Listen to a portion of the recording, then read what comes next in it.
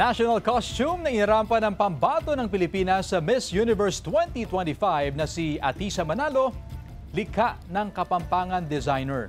Silipin sa report.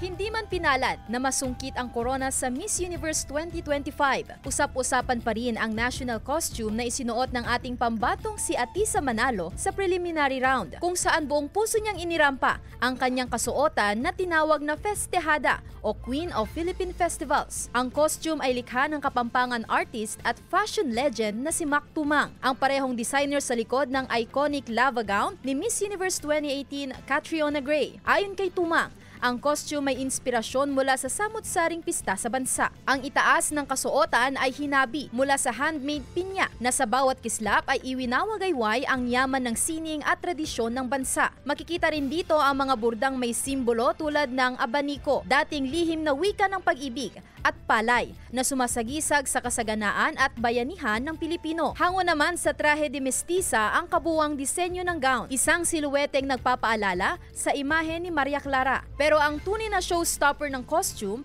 ay ang paldang may higit 65,000 petals. Sa bawat hakbang ni Atisa, bit-bit niya ang liwanag ng mga parol, ang init ng Pilipinong pakikipagkapwa at ang kagandahang hindi kumukupas mula kay Maria Clara hanggang sa makabagong Filipina. Sandy Salvacio, One North, Central Luzon.